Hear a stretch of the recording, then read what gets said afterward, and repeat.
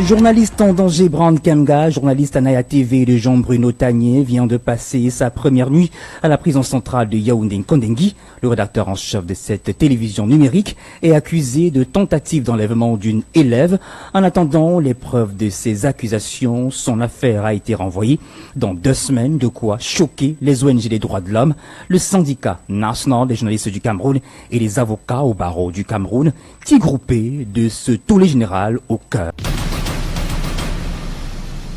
Qui en veut donc à Brand Kamga, détenu depuis hier à la prison centrale de Nkondengui et Yaoundé, sans preuve et en l'absence de plaignante portée curieusement disparue, selon le récit de notre confrère, le journaliste de Naya TV, dirigé par Jean-Bruno Tagné, a été déféré à la prison de Nkondengui.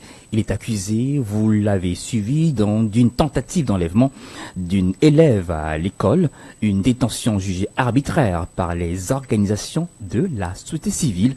C'est le cas de l'ONG Nouveau Droit de l'Homme. Nous écoutons Dr Ile Kamga au micro du 19h le Prime. Oui, il faut noter que nous avons été informés par le journaliste Brand Kamga de la situation assez rocambolesque dans laquelle il se retrouvait et qui l'a conduit à la prison de Nkondengui. Bien entendu, très rapidement, dans le cadre des droits de l'homme, nous avons mis en branle une mécanique et des organisations ont directement été impliquées dans la procédure pour essayer de lui apporter un soutien stratégique du point de vue droit de l'hommiste au regard des faits qui ont été rapportés dans le dossier, étant entendu que à la réalité, l'accusation de tentative d'enlèvement n'est adossée sur rien, aucune preuve matérielle, et même les plaignants ont disparu. Au nom de quoi est-ce que ce journaliste qui n'a fait que son travail se retrouve en prison simplement dans une affaire de cette nature? Surtout que même s'il était suspecté, le code pénal prévoit quand même un certain nombre de mesures de liberté sous caution, parce qu'il a une résidence, c'est connu, c'est un journaliste connu, il a une résidence, il peut avoir des garants, et donc nous pensons qu'il y a là un abus réel et une violation des droits de ce citoyen, parce qu'il n'a pas accès à une justice équitable dès l'instant où la plaignante elle-même a disparu, a fui.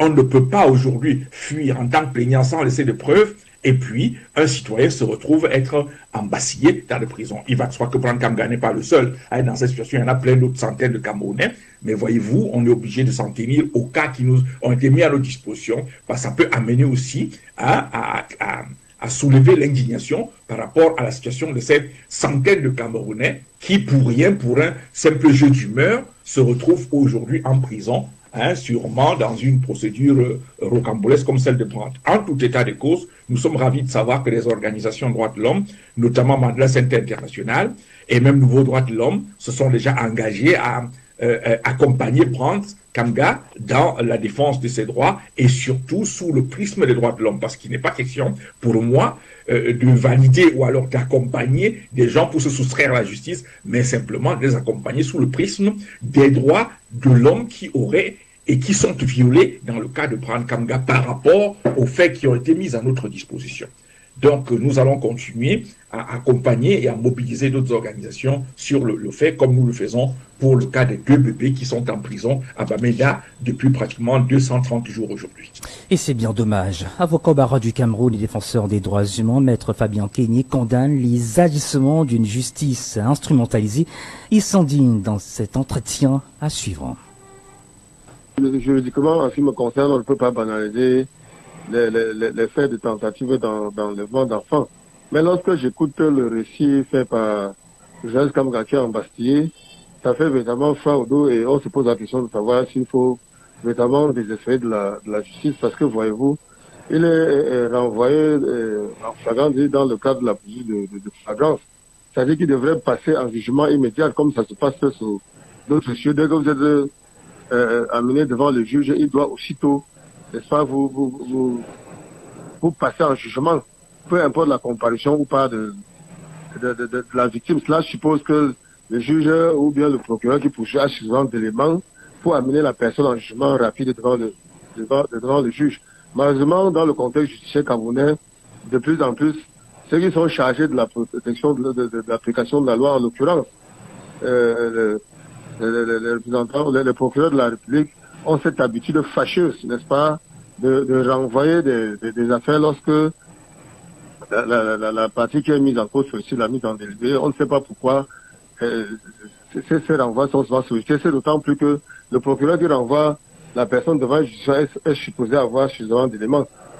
En plus, il faut bien noter que nous avons ce qu'on appelle dans le cadre du droit pénal camerounais la présomption d'innocence consacrée tant par la Constitution du Cameroun que par le code de procédure pénale selon lesquelles lorsque vous avez un domicile connu, n'est-ce pas, vous ne devez pas, en ce qui concerne les délits sur l'infraction pour laquelle vous êtes poursuivi un délit de consommation, vous ne devez pas faire l'objet d'une détention préventive. Comme c'est le cas en l'espèce, c'est un journaliste quand même assez connu, il a un domicile professionnel, il a certainement un domicile privé qui est connu des organes de poursuite. Donc en principe, il ne devrait pas être mis en détention provisoire. Et au-delà, même sa cause ne devrait pas être renvoyée. Malheureusement, nous sommes dans un pays où la justice a pratiquement foutu le camp, excusez-moi de le dire.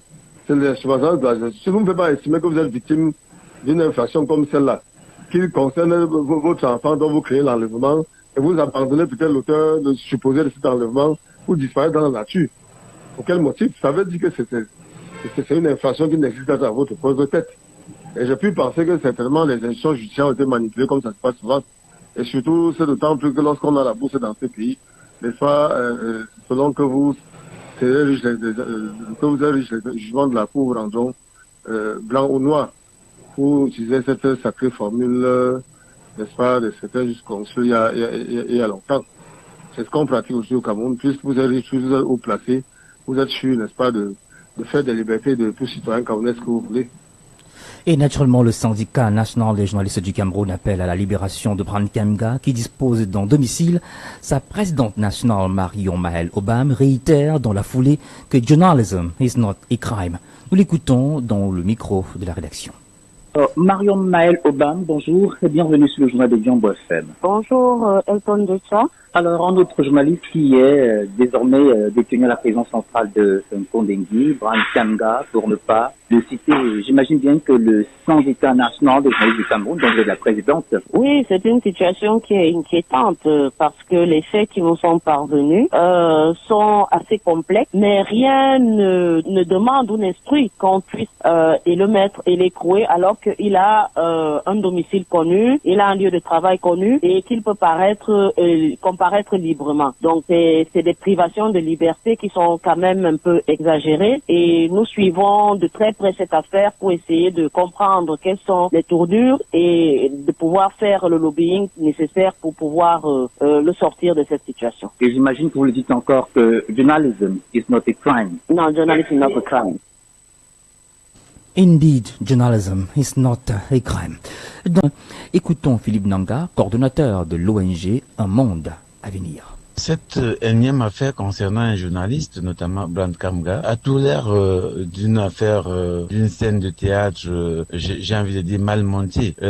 Si c'est vrai, le récit tel qu'il le décrit lui-même, c'est totalement incompréhensible. C'est vrai qu'on est un peu habitué dans ce pays avec ce genre de situation où on vous colle un alibi qui tient pas du tout et vous vous retrouvez comme ça dans les geôles, n'est-ce pas, sans trop savoir comment et pourquoi. Je note que nous sommes désormais dans une pente suffisamment raide qui expose tout le monde plus que jamais. Les acteurs publics comme les journalistes, les défenseurs des droits de l'homme, les acteurs politiques encore plus. Et c'est peut-être le moment d'appeler tous les Camerounais à une révolte de conscience citoyenne. J'appelle ça comme ça pour dire que les gens doivent s'inscrit dans une logique de révolution de conscience citoyenne, c'est-à-dire se remettre en question et se rediriger, n'est-ce pas, vers d'autres options, n'est-ce pas, qui consistent à se prendre en main et à prendre en main le véritable destin en refusant, n'est-ce pas, une gouvernance de torture, une gouvernance, n'est-ce pas, je vais dire, de torture, une gouvernance de menace, une gouvernance de violation permanente, voilà, une gouvernance des terreurs à la limite. Donc c'est incroyable à lire ce récit-là quand il s'agit d'un journaliste encore plus, qui est protégée, parce qu'il faut dire que les journalistes sont protégés, n'est-ce pas, par les instruments internationaux, n'est-ce pas, qui considèrent que ce sont des acteurs clés dans la construction des sociétés démocratiques. Et donc, les États ont pris la responsabilité de protéger ces journalistes-là. Plusieurs résolutions existent, adoptées aux Nations Unies, qui protègent les journalistes, qui recommandent aux États de prendre des mesures de protection des journalistes. Et là, malheureusement, notre pays, comme l'indiquent d'ailleurs plusieurs